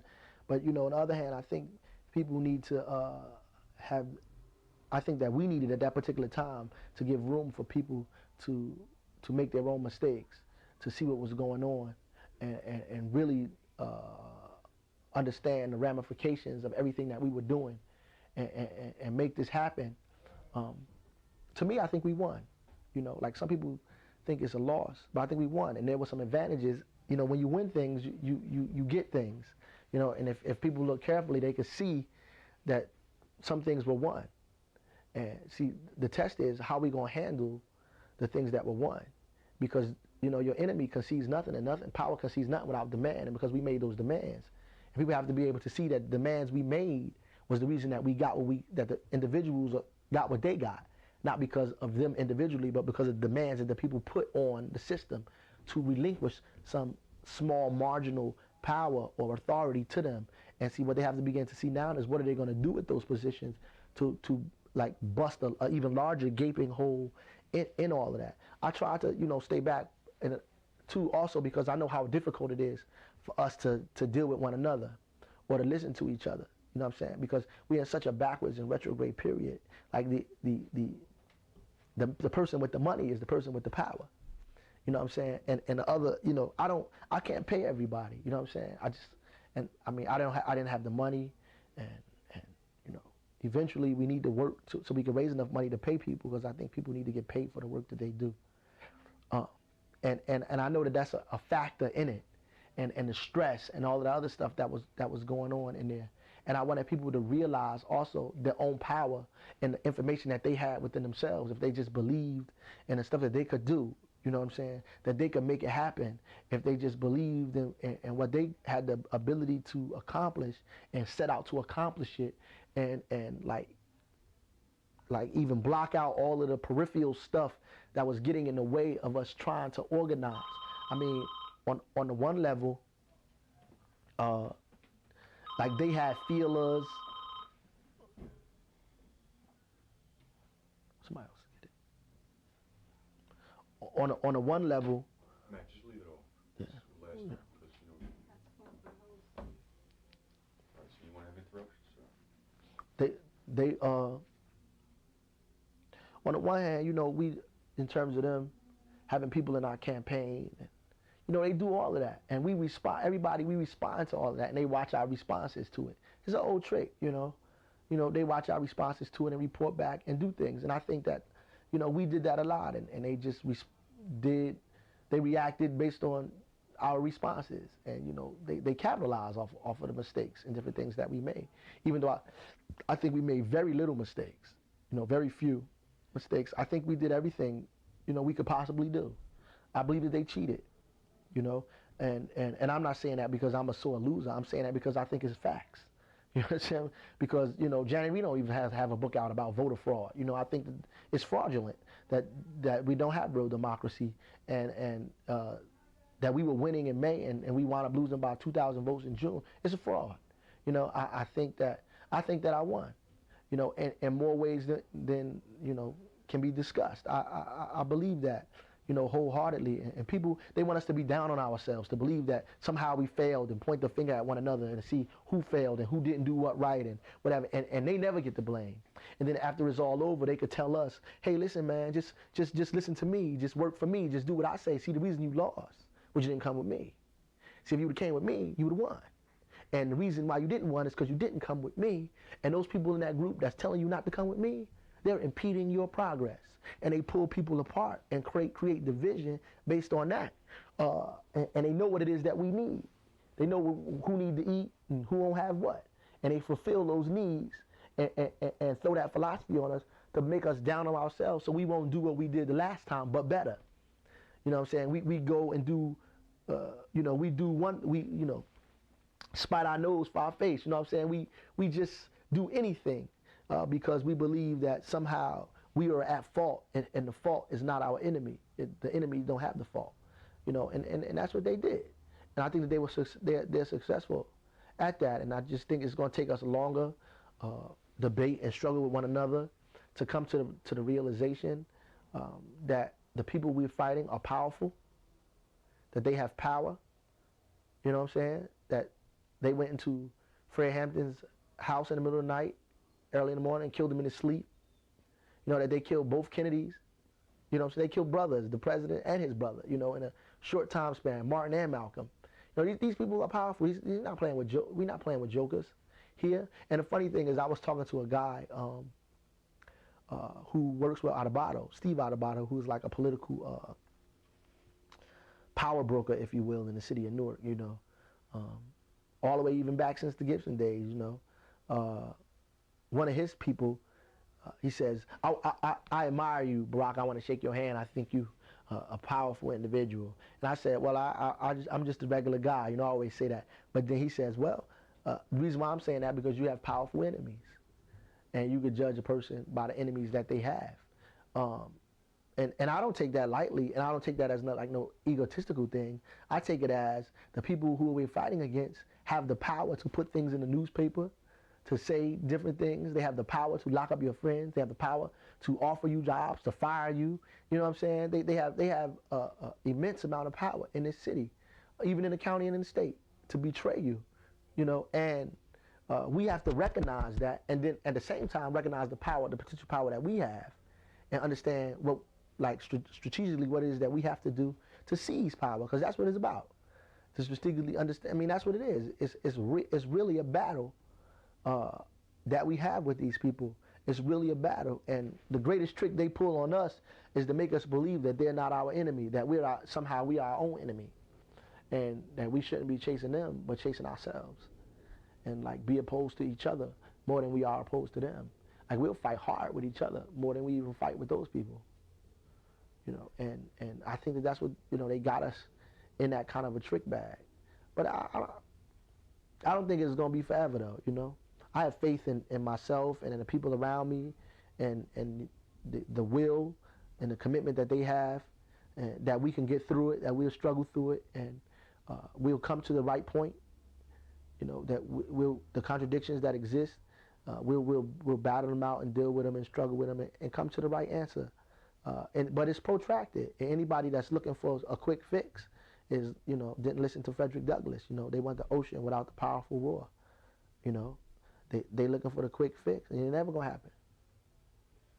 Just to take a step back, earlier in the campaign, the murder of Danette Daniels by Robert Leaks played a critical role. Yeah. Can you just discuss how that played out as a galvanizing, really turning that crisis into opportunity? Well, the whole Danette Daniels things. See, you know what was interesting about that is in 1967, around the same time that Danette Daniels was shot, a taxi driver was accosted and beaten by the police in a precinct down there by 18th Avenue, when the precinct was there. And it started a rebellion, but through rumor. And here you have 30, 40 people witnessing a black woman get beat for about 3 or 4 minutes and shot, and her body towed away. And the reaction was not even close to the reaction that took place in '67. That's not to say I wanted a rebellion to take place. It's just to say you could see the differences of what was happening. I mean, you could see that the events can't cause revolution, and that people need to see what the external contradictions and the internal contradictions that were taking place in '67, and why did that cause a rebellion, and something as crazy and mad as that, you know, didn't cause that much, except what we were doing. And people were angry, and we were organizing them, and it raised the level of consciousness for a lot of folks in the city, and made them aware. And you know, we were able to get the cops suspended, but you know, they put him back on the force eventually, and he works in Newark now. I mean, you know, we worked and did a lot of things around that, and the police officers and the state finally tried to use it against us in the campaign. You know, drugs, and that's what they have on their side. You know, they use that drug thing, saying, you know, nobody wants to really be affiliated with that, so they use that as a means to get people not involved in it. And that was the only thing that was stopping it, the whole drug concept, which shouldn't, you know, because whether she had 5 bottles of crack, I mean, she didn't need a death sentence on Clinton Avenue and Chadwick. But we, you know, they have such desensitized our community, you know, and now we have like blockades on every other block in Newark. You know, like you can't, like certain blocks, because of the so-called war on drugs. There's not a war on poverty, it's just a war on drugs. You know, they have like this war on drugs, and they blockade the streets, and you can't go through the street unless you show your ID or checkpoints. They check everybody coming out the movie theater or something like that. I mean, it's like we under occupation in Newark. And I mean, I think it has went to that, and that's where they wanted to take it logically, and they used the whole thing about drugs, and that's what they used the campaign. The day of the campaign, they put in the paper that Terrence Dent was arrested, the whole Zoo Crew drug thing, and put my name in an article, you know, which was like totally unnecessary, except that you wanted to, like, you had a goal in mind, and that was your goal, and I think that's what they did. But you know, even that, I don't think people was fooled by that as much as they thought. You know, I think that, you know, people was like, you know, at least the people in the South Ward and working people was like, yeah, you know, they understood what that was about, you know. So they tried to do something with it, but I don't know if it had the effect that they thought it should have. You know, I'm still sticking to the thing that they cheated.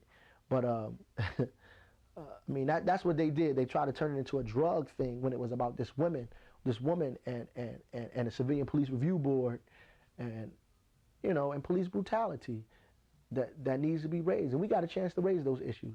We got a chance to raise them.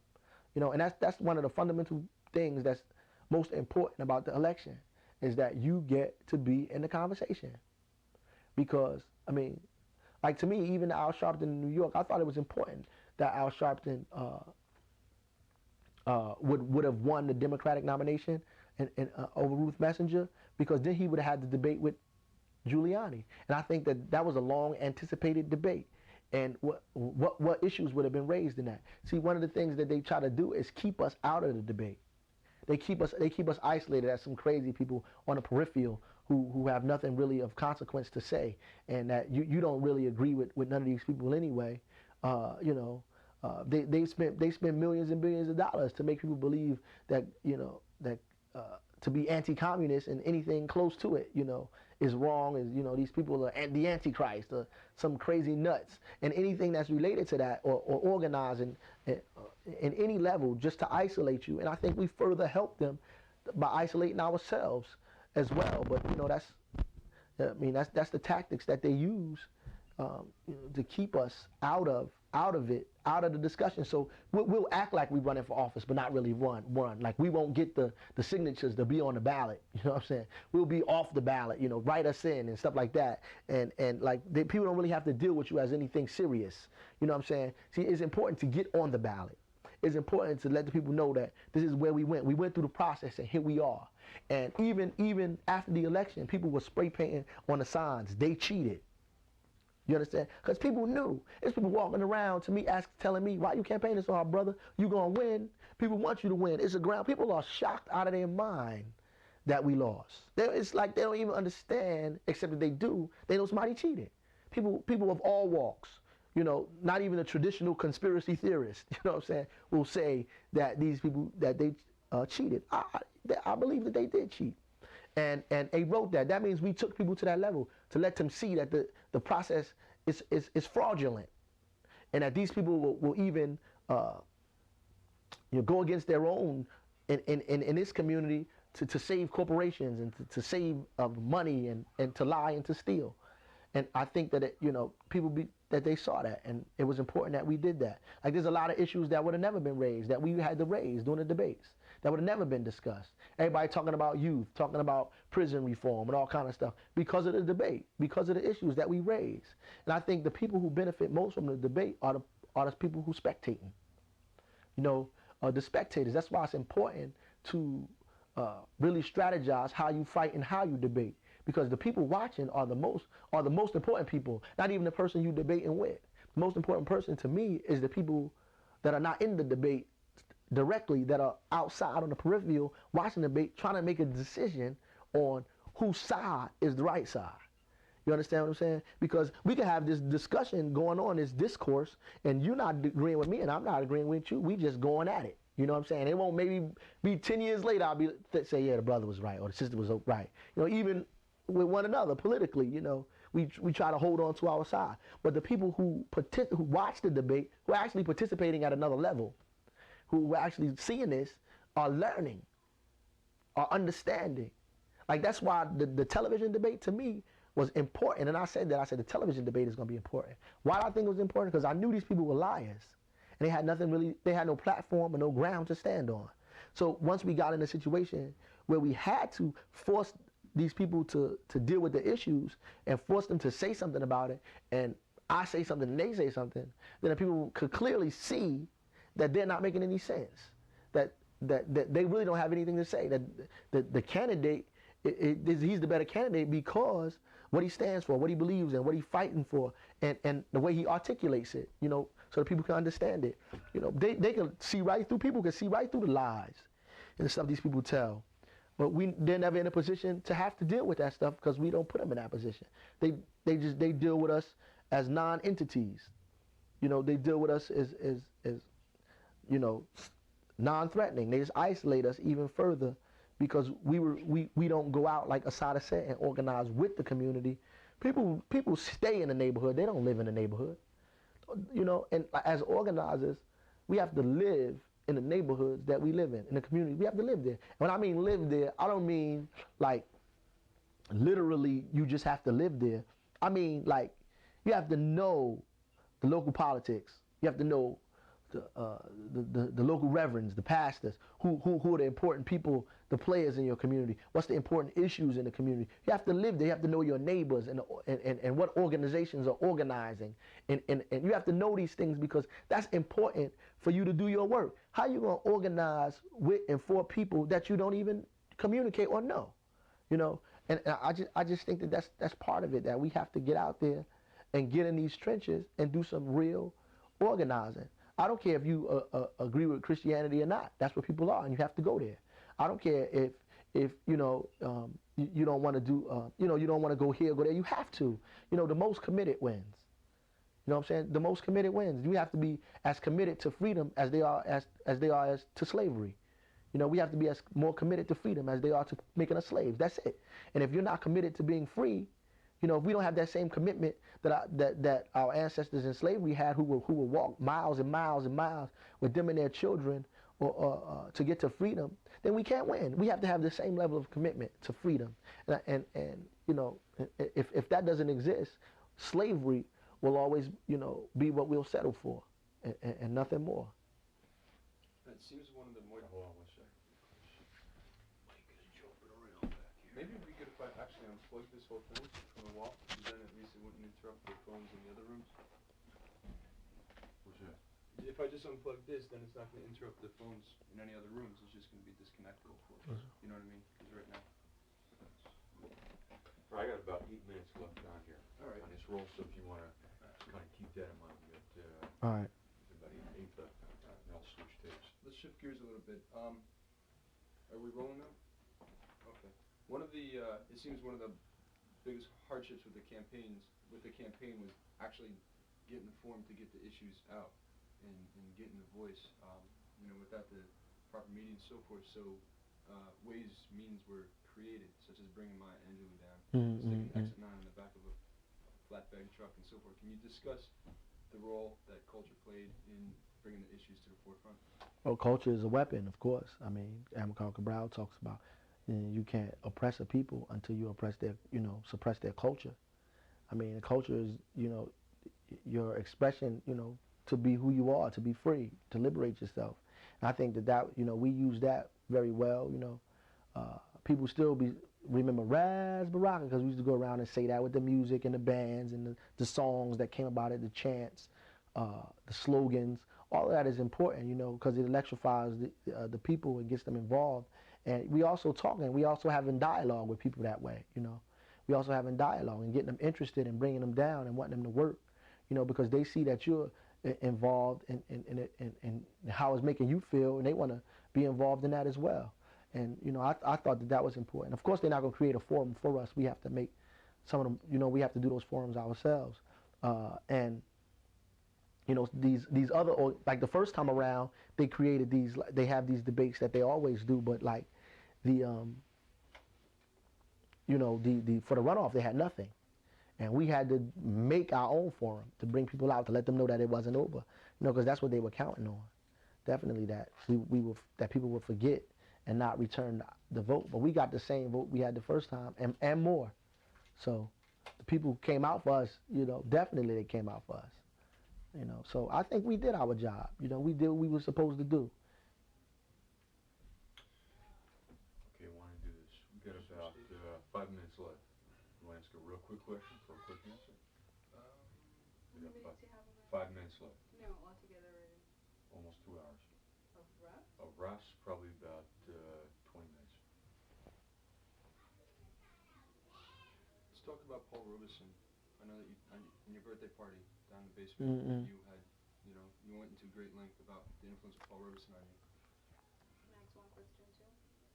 I'm going to give you the signal one when you have 1 minute.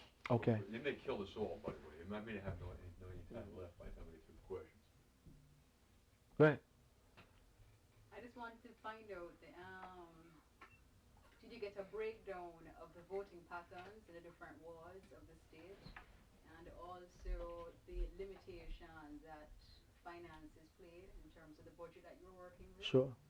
I think I had another one.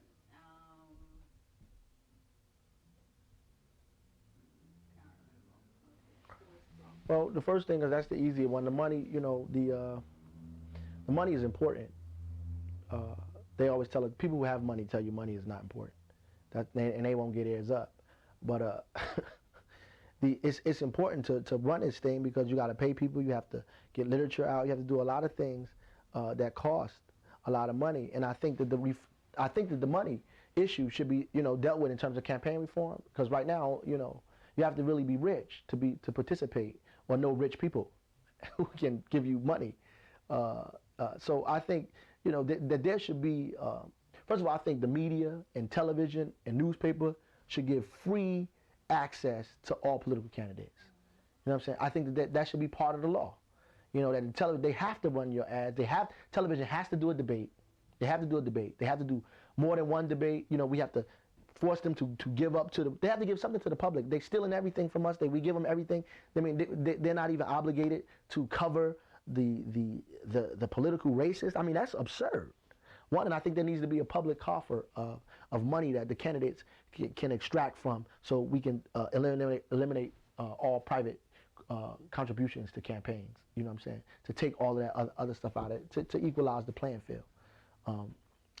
And yeah, we do have the breakdown of all of the voters as well. But you know, Paul Robeson is like one of my heroes. You know, I mean, I feel my mother used to always be like, "You was born on Paul Robeson's birthday," and you know, so on and so on. So that always you know, stayed in my head, and you know, always kept me interested in what Paul Robeson was about.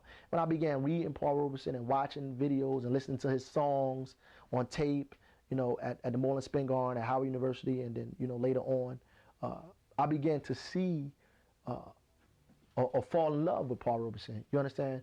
Because he to me, you know, he was the real Renaissance man. You know, he was, you know, the intellectual, you know, in terms of educated and philosophy. He was art, you know, he had the culture down packed, artistic, and he was with the people. He was on the right side, and that was important. And he didn't allow his individual fame and the things that he had to obscure his thinking, to get in the way of his mission or his goal to freedom. You know, they wasn't able to offer him things or make him compassionate or love everything just a little. You know what I'm saying? You know what I'm saying? He was able to draw the line of who his friends was and who his enemies were. And of course he paid for it. He paid for it dearly, you know. They banned him to the continental United States, made him sing out the back of a truck, you know, started riots at his engagements. They did everything, you know, had Jackie Robinson get up and say all kind of dumb things, brought him before the House of Un-American Activities, you know. They just drove him into depression.